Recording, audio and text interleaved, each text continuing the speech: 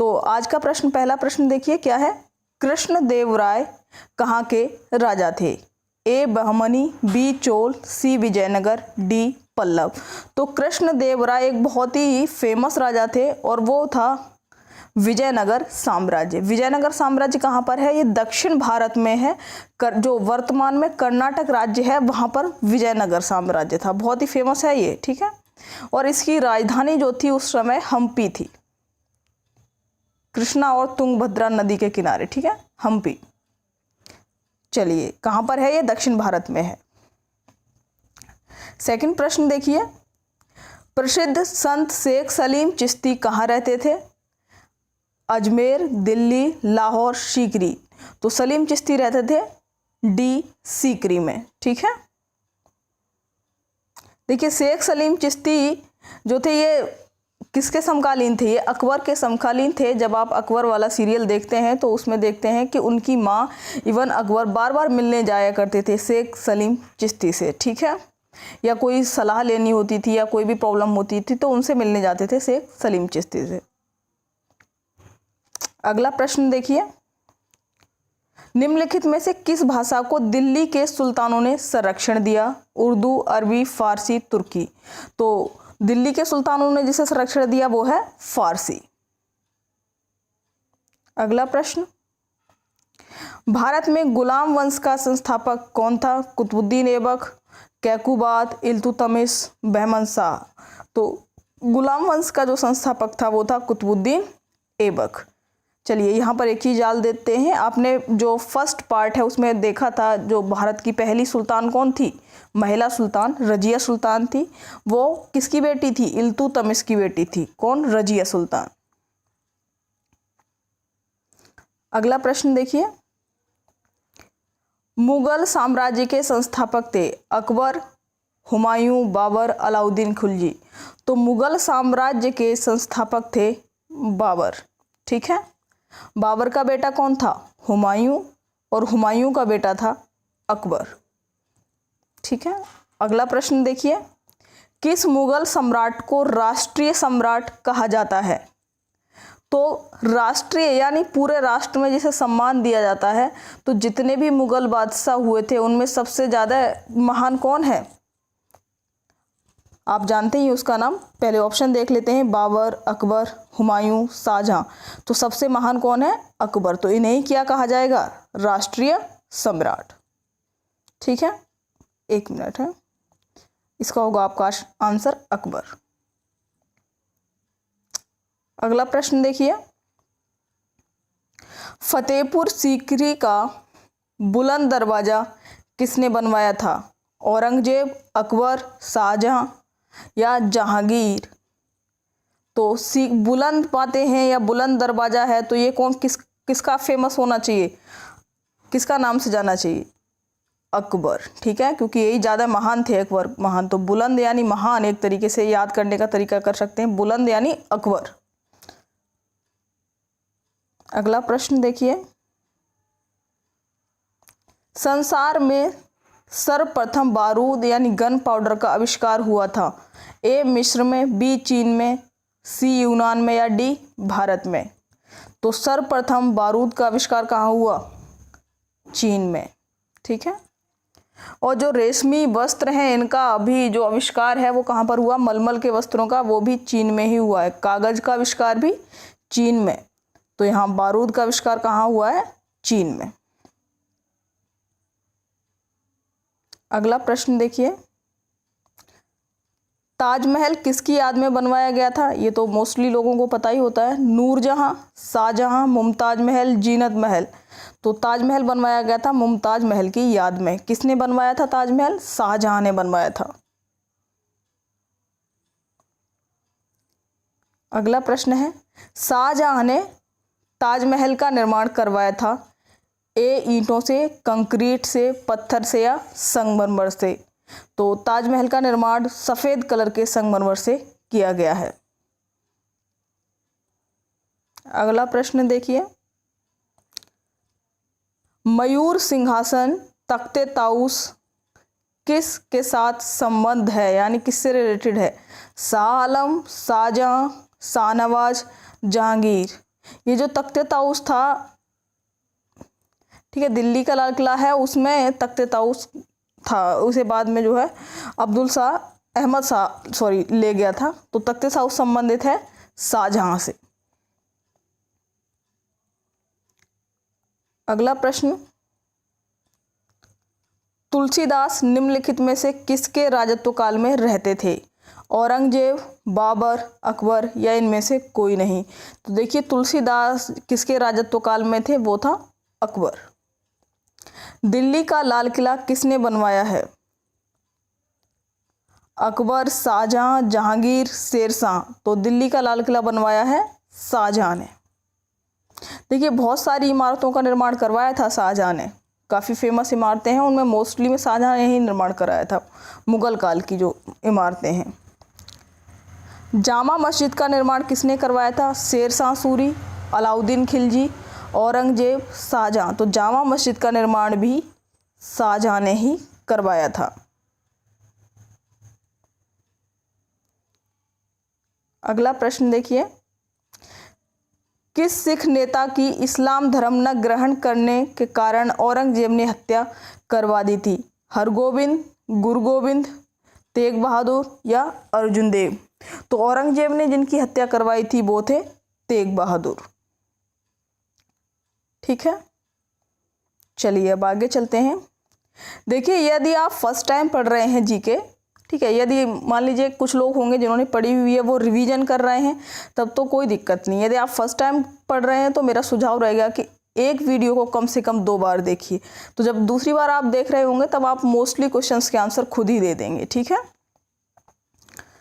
66 कोतवाल था ए मुंशी, सलाहकार, तहसीलदार या रक्षक?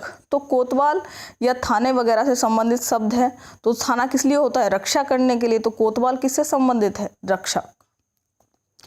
67 नंबर प्रश्न देखिए, राजपूत राज्य मेवाड़ की राजधानी कहाँ थी? अजमेर, चित्तौड़, जोधपुर, जैसलमेर? तो मेवाड़ की राजधानी थी, यानी लास्ट में क्या है? अड़ा। तो जिसके लास्ट में है अड़ा वो ही है मेवाड़ की राजधानी, यानी चित्तौड़।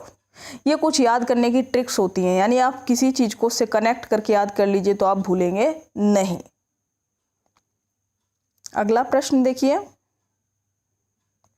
किस मुगल सम्राट के शासनकाल को स्वर्णिम युग के नाम से जाना जाता है? मुगल सम्राट के शासनकाल को स्वर्णिम युग के नाम से जाना जाता है। अकबर, जहांगीर, औरंगजेब, शाहजहां? ठीक है, आपको लग रहा होगा अकबर, ये नहीं है, ये है शाहजहां। उनके काल को स्वर्णिम युग कहा जाता है, मुगल काल का। ठीक है, चलिए अगला प्रश्न देखते हैं। सुप्रसिद्ध संगीतज्ञ दये, तानसेन और बैजू बावरा किसके शासनकाल के सुविख्यात थे? बहुत ही इंपॉर्टेंट प्रश्न है। जहांगीर, बहादुर शाह जफर, अकबर, शाहजहां? तो ये जो तीनों थे, तानसेन, बैजू बावरा, ये अकबर के शासनकाल के कवि थे। ठीक है, तानसेन तो नवरत्नों में आते थे अकबर के। भारत के साथ जिन्होंने सर्वप्रथम व्यापार संबंध बनाए वो थे डच, अंग्रेज, पुर्तगाली या फ्रांसीसी? तो सर्वप्रथम व्यापार करने वाले भारत के साथ वो थे पुर्तगाली। और भारत में सर्वप्रथम यदि प्रश्न आता है कौन आया था, तो वो थे पुर्तगाली। ठीक है, चलिए अगला प्रश्न देखते हैं। भारत तक समुद्री मार्ग की खोज की गई थी डचों द्वारा, अंग्रेजों द्वारा, पुर्तगीज द्वारा, फ्रेंच द्वारा? तो आप जानते ही हैं पुर्तगाली यात्री था वास्को डिगामा, जो भारत में पहली बार आया था, 1498 में आया था वो। ठीक है, कालीकट बंदरगाह पर। तो किसके द्वारा समुद्री मार्ग की खोज की गई? पुर्तगीज द्वारा, और पुर्तगाली ही भारत में सबसे पहले आए थे। ठीक है, चलिए अगला प्रश्न देखते हैं। सिराजुद्दौला की हार डैश के युद्ध में हुई थी? बक्सर, बांडीवास, प्लासी या इनमें से कोई नहीं? तो सिराजुद्दौला की जो हार हुई थी वो प्लासी के युद्ध में हुई थी। और प्लासी का युद्ध कब हुआ था? ये भी मोस्ट इम्पोर्टेंट है, 1757 में। ठीक है, प्लासी का युद्ध। प्लासी के युद्ध के बाद जो इम्पोर्टेंट युद्ध है, ये दोनों ही मोस्ट इम्पोर्टेंट हैं, ये हुआ था 1764 में, यानी इसके 7 साल बाद, यानी प्लासी के 7 साल बाद होता है बक्सर, यानी प्लास के 7 साल बाद बक्सा खोल दिया गया। ठीक है, 57 और 64। नंबर 73, अंग्रेज भारत में व्यापारी के रूप में आए और उन्होंने जो कंपनी बनाई उसका नाम था Indo British company, great British company, eastern India company या ईस्ट इंडिया कंपनी। तो उस कंपनी का नाम आप जानते हैं, बहुत फेमस है भाई, ईस्ट इंडिया कंपनी। अगला प्रश्न देखते हैं, भारत में स्थानीय स्वशासन के जनक हैं लॉर्ड मेयो, आचार्य विनोबा भावे, लॉर्ड रिपन या महात्मा गांधी। स्थानीय स्वशासन क्या होता है, पहले तो इसे थोड़ा सा जान लेते हैं। स्थानीय स्वशासन मतलब कि छोटे स्तर पर भी थोड़ी पावर यानी शक्तियां दे देना, उदाहरण के तौर पर नगर पालिका और ग्राम पंचायत।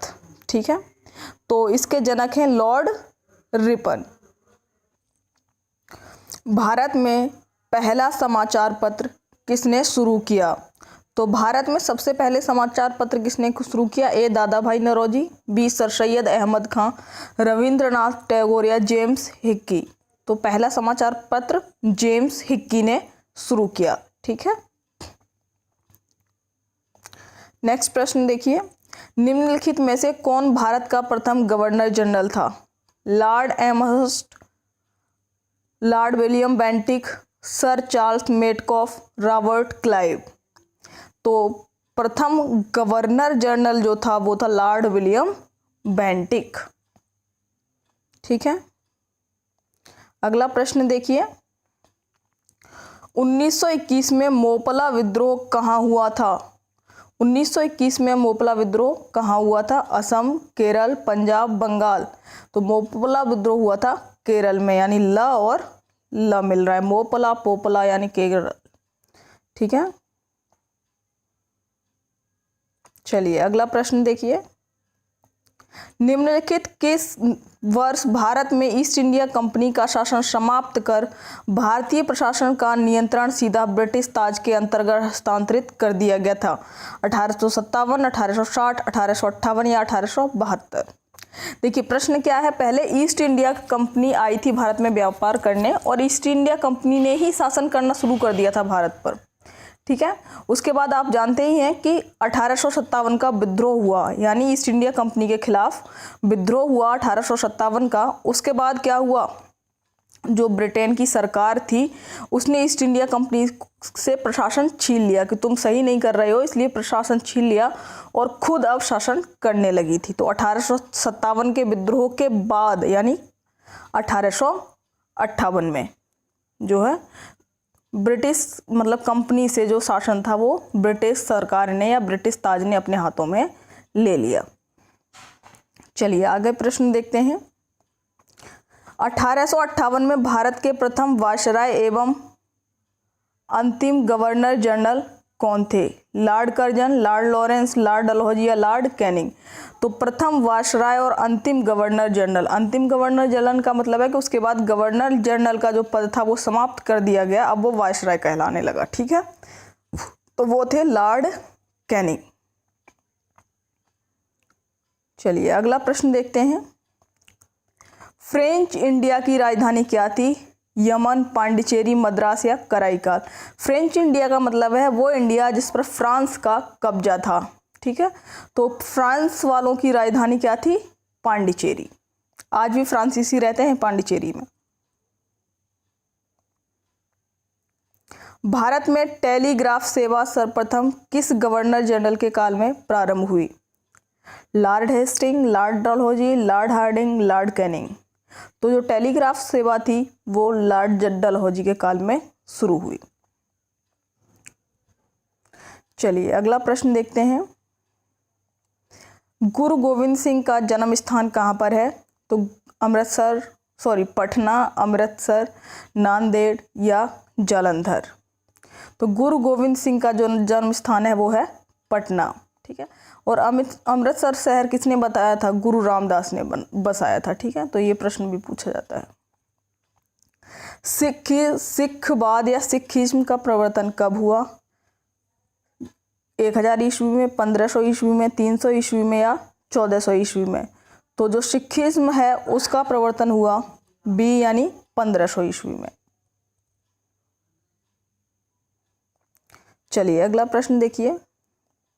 गुरु गोविंद सिंह सिखों के गुरु थे, प्रथम, द्वितीय, सातवें या अंतिम? तो गुरु गोविंद सिंह सिखों के अंतिम गुरु थे।